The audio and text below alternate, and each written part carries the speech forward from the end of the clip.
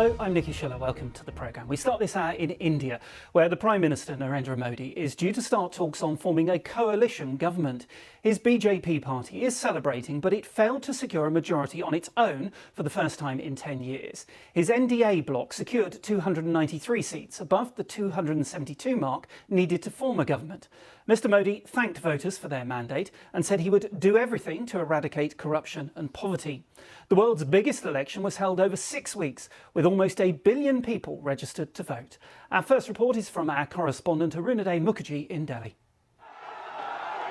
Victory celebrations at the BJP headquarters in New Delhi. Prime Minister Narendra Modi returning to power for a record third term. The victory bittersweet. Modi's aim of crossing 400 seats unfulfilled. In his victory speech, choosing to call it a win for his NDA alliance and not a win for the BJP. On this pious day, it is definite that the National Democratic Alliance will make a government for the third consecutive time. We are all very grateful to the people of this country as they have expressed their trust in the BJP and the NDA. Over 24 Indian opposition parties had united to form the India Alliance to take on the BJP. The grouping doing much better than expected. Opposition leader Rahul Gandhi called the alliance's improved performance a verdict against Modi's style of politics.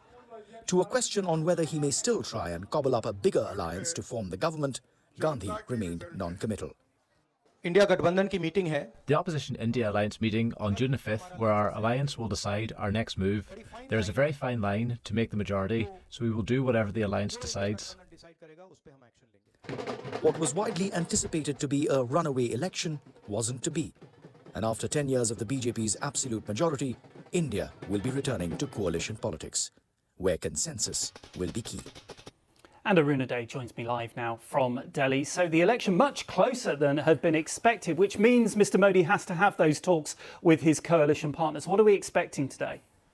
And that's exactly what the focus will be all through the day today, Nikki, as both the ruling NDA alliance of the BJP, led by the BJP, meets with its partners. We will also see a meeting taking place of the opposition parties who banded together to form the India alliance. So they're all meeting together. So what we're seeing now since morning are regional party leaders who are based in different states are now flocking to Delhi, where they will be meeting the leadership of the national parties like the BJP and the Congress to try and deliberate on a strategy about what happens next.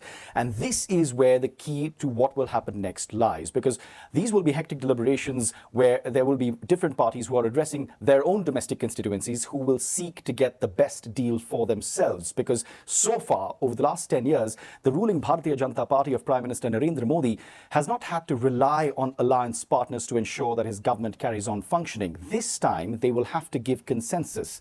They will have to get consensus. There will be give and take. For instance, there will be some parties which will say, I want that particular ministry, or I would like this. I would like to be this in the government, which means dislodging existing BJP ministers and putting in alliance partners. So this is where the story lies. So it's not the end of it at all. There will be conversations. There are also feelers that opposition parties are sending out to their alliance partners to see if they can cobble up a larger alliance. Yes, on that with the opposition, they've not conceded. So is it theoretically possible for them to form a government? It's difficult.